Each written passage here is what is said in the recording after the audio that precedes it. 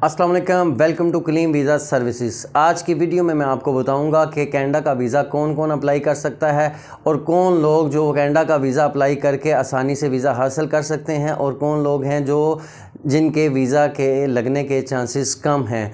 तो वीडियो में डिटेल में जाने से पहले जिन लोगों ने मेरा यूट्यूब चैनल सब्सक्राइब नहीं किया वो मेरे यूट्यूब चैनल को सब्सक्राइब कर लें और बेल आइकन प्रेस कर लें ताकि आने वाली तमाम नई वीडियोस के नोटिफिकेशंस उनको आसानी से हासिल हो सके। कनाडा का टूरिस्ट वीज़ा हर कोई अप्लाई कर सकता है, चाहे किसी की ट्रैवल हिस्ट्री है या चाहे ट्रैवल हिस्ट्री नहीं है। कोई जॉब करता है, कोई बिज़नेस करता है, सबको वीज़ा अप्लाई करना चाहिए, सबके चांसेस हैं। लेकिन दोस्तों इसकी जो प्रोफाइल है वो आप तैयार करते हुए, इनका फॉर्म फिल करते हुए आपने कई चीज़ों का बहुत ध्यान से आपने इन फॉर्म्स को फिल करना है।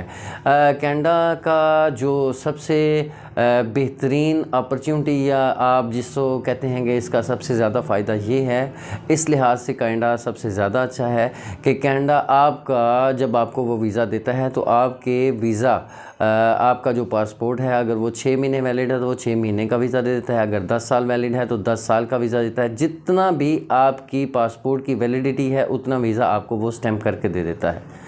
अब चलते हैं, इसके लिए कोई भी आदमी अप्लाई कर सकता है। उसकी वजह ये है कि आपने अपना फॉर्म फिल करते वक्त जो जो आपने क्वेश्चंस के आंसर दिए हैं उसी के मुताबिक आपकी रिक्वायरमेंट्स जो हैं और आपके जो रिक्वायर्ड डॉक्यूमेंट्स हैं वो आपको क्वेश्चन आंसर देने के बाद वही रिक्वायरमेंट्स जो हैं वो अपलोड करने के लिए आपको ये बोलेंगे।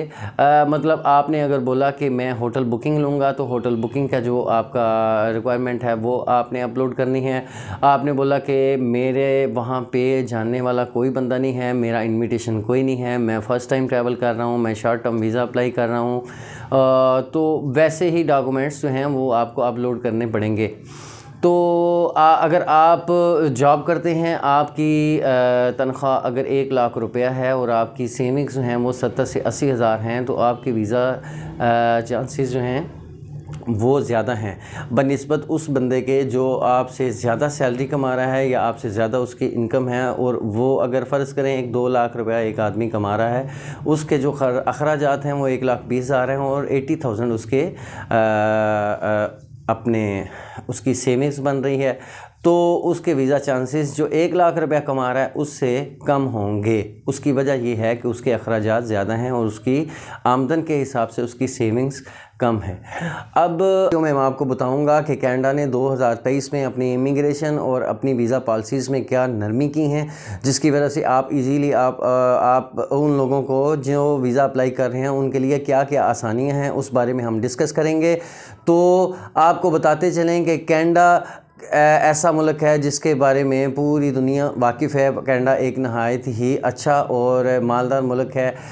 या ये अपने शहरियों को सबसे ज़्यादा बुनियादी जो सहूलियात हैं वो फराहम करने में जो दुनिया के टॉप ममालिक हैं उनमें शामिल होता है। कनाडा जो है वो मादनी ज़खायर से भी माला माल है। कनाडा की पॉपुलेशन दुनिया में एक इंतहाई बड़ा रकबा रखने के बावजूद बहुत कम है, जिसकी वजह से कनाडा अपनी पॉपुलेशन को बढ़ाने के लिए इमिग्रेशन जो है वो पूरी दुनिया के ममालिक के जितने भी लोग हैं उनको प्रोवाइड करता है ताकि उसकी पॉपुलेशन में इजाफ़ा हो सके और उसकी मैन पावर में इजाफ़ा हो सके। अब मैं आपको बताता हूँ कनाडा दुनिया के जितने भी स्किलफुल अफराद हैं उन सबको इमिग्रेशन जो है वो प्रोवाइड करता है।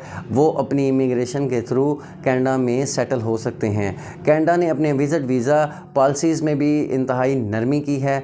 2023 में कनाडा के वीज़ा जिन लोगों ने भी अप्लाई करना है उनके वीज़ा लगने के चांसेस इंतहाई ज़्यादा हैं 2022 की निस्बत।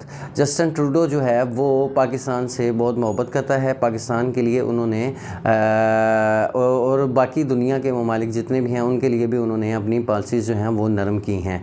कनाडा की वीज़ा एप्लीकेशन फ़िल करने से पहले आपको मैं बता दूं कि आपको अपने ओशो वास दुरुस्त रखने पड़ेंगे।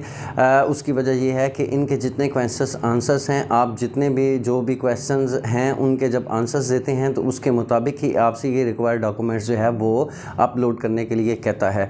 तो उन क्वेश्चंस का जो आंसर आपने देना है वो इंतहाई सोच समझ के दें, और बिल्कुल राइट आंसर अगर आप देंगे तो आपका वीज़ा लगना जो है उसके चांसेस इंक्रीज़ हो जाते हैं। कनाडा जो है वो आपको 2023 में जो मतलब कि इन्होंने अपना वीज़ा एप्लीकेशन आप जब फिल करते हैं तो आपको इसमें आपका चैम्बर ऑफ कॉमर्स का कार्ड ऑप्शनल है, आपकी जो टैक्स रिटर्न्स हैं वो ऑप्शनल रखी हुई हैं इन्होंने, और मतलब आपके पास हैं या नहीं हैं तो इसमें कोई फ़र्क नहीं पड़ता है। अगर आपके पास हैं तो आपको लगानी चाहिए, अगर आपके पास नहीं भी हैं तो भी कोई मसला नहीं है। आपके पास इन्विटेशन नहीं है तो भी कोई प्रॉब्लम नहीं है, आप वीज़ा इसका आसानी से ले सकते हैं। होटल बुकिंग में भी आप इसका वीज़ा ले सकते हैं।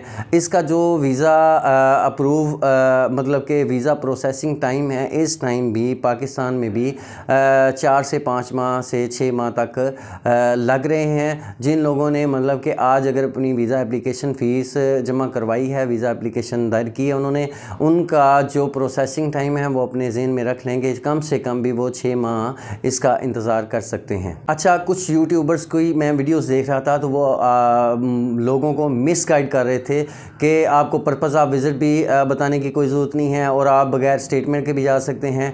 तो ये इंतहाई नामाकूल बात है, लॉजिकली बात ही नहीं है। अगर आपको पता ही नहीं है, आपने उनको बताया ही नहीं है कि मेरा पर्पज़ ऑफ विज़िट क्या है, तो वो आपको किस तरह वीज़ा देंगे? या आपके पास पैसे ही नहीं हैं, आपके पास स्टेटमेंट है ही नहीं, तो वो आपको किस तरह वीज़ा देंगे? मतलब कि इतनी महंगी टिकट है जो आपने ख़रीदनी है और वहाँ जाके आपने जितना अरसा वहाँ पे गुजारना है, वो आपकी होटल बुकिंग या बाकी चीज़ें जो हैं वो बगैर पैसों के तो आपकी हो नहीं सकती। तो ये इंतहाई नामाकूल बात है कि आपको बगैर स्टेटमेंट के और बगैर पर्पज़ ऑफ विज़िट बताए आपको कनाडा का वीज़ा मिल सकता है। इन बातों पे उनके लाइक्स तो या उनके व्यूज़ तो आ जाते हैं, लेकिन ये इंतहाई मिस इन्फॉर्मेशन है, मिस गाइडेंस है, जो जिस पे लोगों को देख के जो है वो फिर सवाल और जवाब उनके काफ़ी बढ़ जाते हैं। जो लोग शादीशुदा हैं उनके चांसेस ज़्यादा हैं, जो जॉब करते हैं, गवर्नमेंट जॉब करते हैं, वो उनके भी चांसेस ज़्यादा हैं। जो बिज़नेस करते हैं, वो बिज़नेस करने वाले भी अगर शादीशुदा हैं तो उनके कनाडा के चांसेस ज़्यादा हैं। लेकिन इसमें कुछ आपके लिए दोस्तों, अगर आपने ट्रैवल हिस्ट्री की हुई है, चाहे आप गल्फ़ कंट्रीज़ में कुछ अरसा रह के आए हैं, वहाँ मजदूरी के लिए गए हुए थे तो वापस आए हैं, लेकिन आपकी वो ट्रैवल हिस्ट्री में ही शामिल होता है, या आप कनाडा का वीज़ा अप्लाई करने से पहले अगर इतनी इस्तात रखते हैं कि आप ट्रैवल हिस्ट्री आप बना सकते हैं, तो आप अपनी ट्रैवल हिस्ट्री बनाएं। आप अपनी ट्रैवल हिस्ट्री बना के जब आप उन्हें बताएंगे, वो आपसे पूछते हैं कि आप इससे पहले कहाँ कहाँ गए हुए हैं। इसमें दोस्तों आप झूठ नहीं बोल सकते। अगर आपने बताया कि मैं अज़रबैजान, थाईलैंड, मलेशिया या दुनिया के मुख्तलिफ ममालिक में रह के आया हूँ, तो वो आपसे बोलते हैं कि क्योंकि ये उन्होंने आपसे क्वेश्चन किया, उसका आंसर आपने दिया कि मैं काफ़ी मुल्कों में जा चुका हूँ। तो जितने मुल्कों में भी आप जा चुके हैं उसका वीज़ा और उसकी एग्ज़िट एंट्री की जो स्टैंप्स हैं वो भी आपको अपलोड करनी पड़ेंगी। आप कनाडा का वीज़ा अप्लाई कर सकते हैं। सिर्फ इसकी जो फ़ीस है वो 100 कैनेडियन डॉलर है, 100 कैनेडियन डॉलर इसकी फ़ीस है। और इसके अलावा जब आप अपने फिंगरप्रिंट की फ़ीस भी इस पे ऑनलाइन देते हैं तो टोटल आपकी कॉस्ट आ जाती है $185 पर ये तकरीबन आपके बन जाते हैं 38 से 39 हज़ार। आप हिसाब लगा लें 40 हज़ार तकरीबन आपके इतने पैसे बन जाते हैं $185 होगी। होपफुली मेरी वीडियो आपको अच्छी लगी तो आप लाइक शेयर कर दीजिए और नेक्स्ट आपको मिलते हैं नई वीडियो में। अल्लाह हाफिज़।